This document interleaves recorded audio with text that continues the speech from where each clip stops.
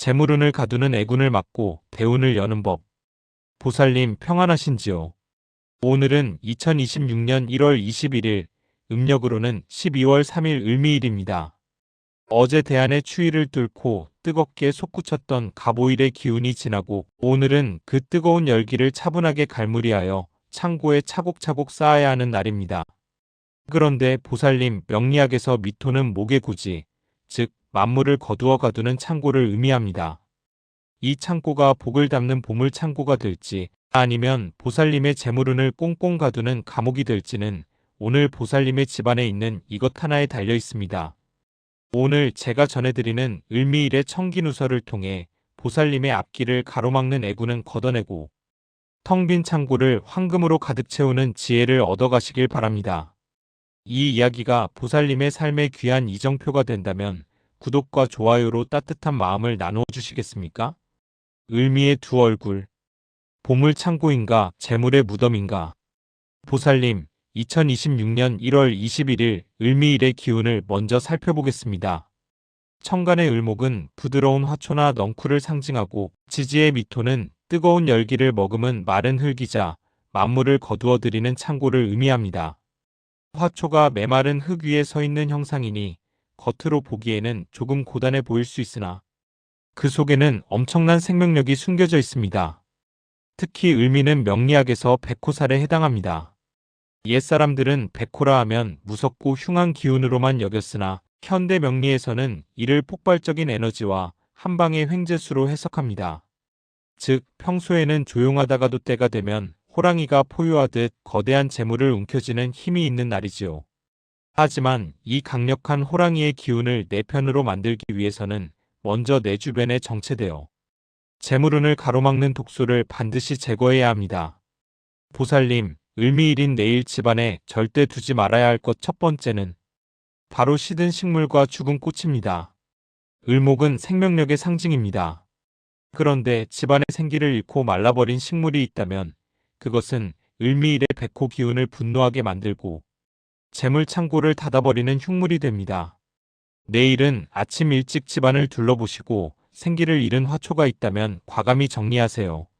살아있는 식물에게는 맑은 물을 주며 고맙다고 인사를 건네보세요.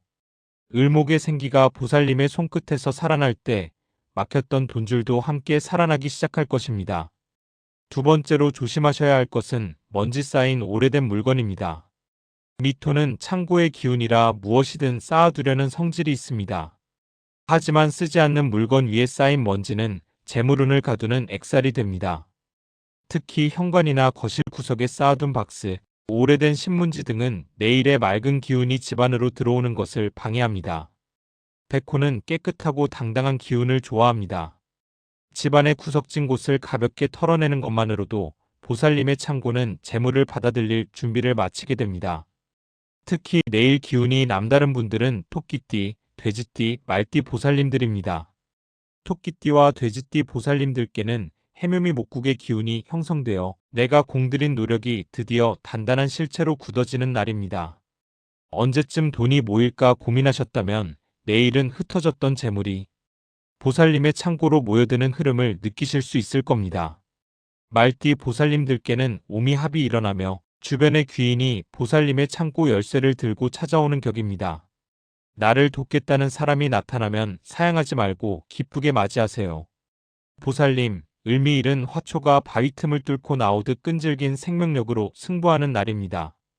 지금 상황이 너무 힘들다고 포기하지 마세요. 내일 보살님께서 집안의 탁한 기운을 비워내기만 한다면 그 빈자리는 백호가 물어다주는 황금 여의주로 채워질 것입니다. 가장 조용한 날이 가장 강력한 반전의 날이 될 수 있음을 믿으시길 바랍니다. 보살님 제1장에서 을미일의 강력한 백호 기운을 맞이하기 위해 비워내야 할 것들을 살펴보았습니다.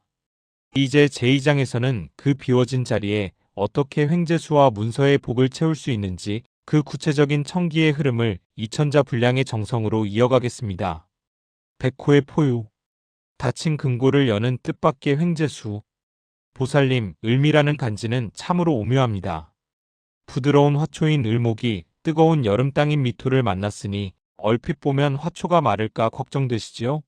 하지만 명리학에서 미토는 목 기운의 안식처이자 모든 것을 저장하는 고지입니다. 즉, 내일은 겉으로는 평온해 보여도 보살님의 보이지 않는 운명의 금고 안에 재물이 차곡차곡 쌓이고 때가 되면 백호가 포효하듯 그 금고가 한 번에 열리는 강력한 힘을 품고 있는 날입니다. 보살님, 내일은 특히 생각지 못한 소식에 귀를 기울이셔야 합니다. 을미일의 백호 기운은 갑작스러운 변화를 동반합니다. 그동안 잊고 지냈던 지인에게서 연락이 오거나 예전에 투자해두고 마음을 비웠던 문서에서 긍정적인 신호가 올 수 있는 날이지요. 설마 이게 되겠어? 했던 일이 현실로 다가오는 것이 바로 백호의 위력입니다. 만약 내일 예상치 못한 기회가 찾아온다면 을목의 유연함을 발휘해 그 흐름을 타보세요. 화초가 바람에 몸을 맡기듯 유연하게 대처할 때 백호는 무서운, 특히 양띠 보살님들과 쥐띠 보살님들께서는 내일의 흐름을 유심히 보셔야 합니다. 양띠 보살님들께는 본인의 기운이 중첩되는 날로 내가 가진 고집을 조금만 내려놓으면 오히려 더 큰 재물을 손에 쥐는 재고의 복이 들어옵니다. 내 주장을 펼치기보다 남의 말을 경청하는 자세가 황금 열쇠가 될 것입니다.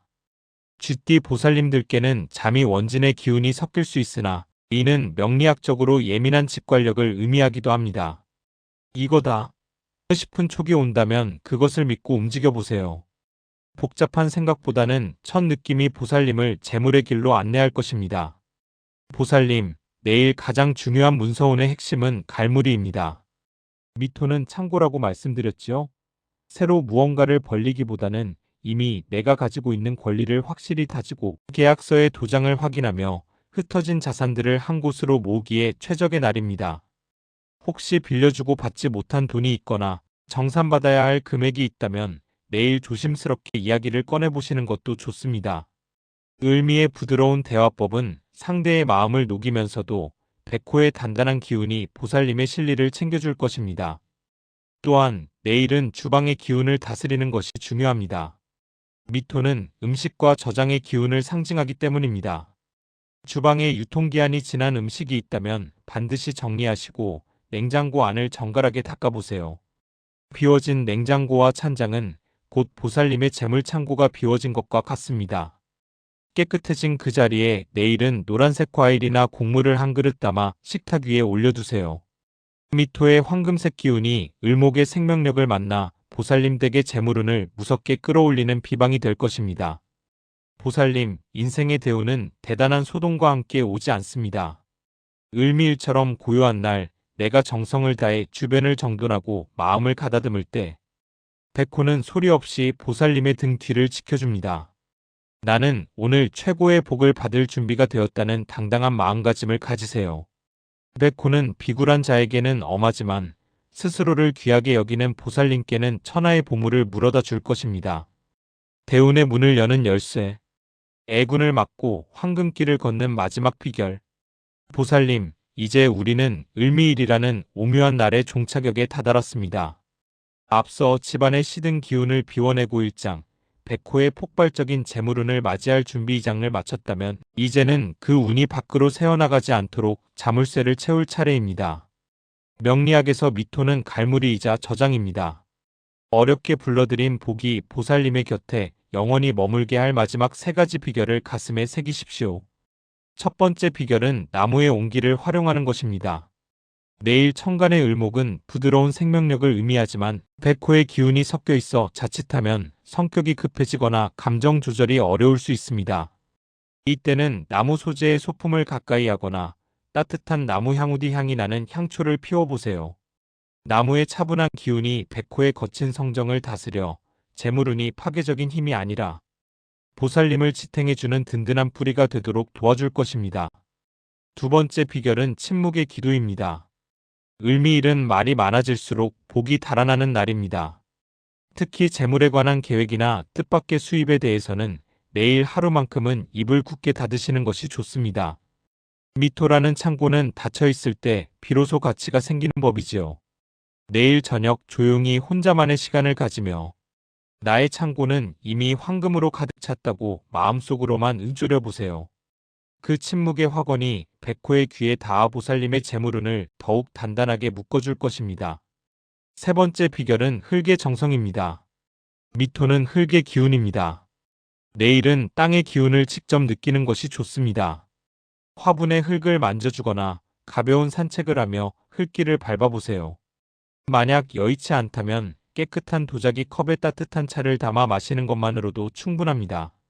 흙의 기운이 보살님의 몸 안으로 들어올 때 을미일의 불안정했던 기운이 안정을 찾고 2026년 대운의 토대가 완성될 흐름으로 보입니다. 보살님, 인생의 운명은 겨울날의 눈처럼 쌓이는 법입니다. 오늘 제가 일러드린 작은 행동 하나하나가 보살님의 삶에 층층이 쌓여 머지않아 거대한 대운의 산을 이룰 것입니다. 나는 운이 없다는 말은 이제 보살님의 사전에 지워버리세요. 을미일의 백호는 이제 보살님을 해치는 살이 아니라 보살님의 재물을 지키는 수호신으로 거듭났습니다.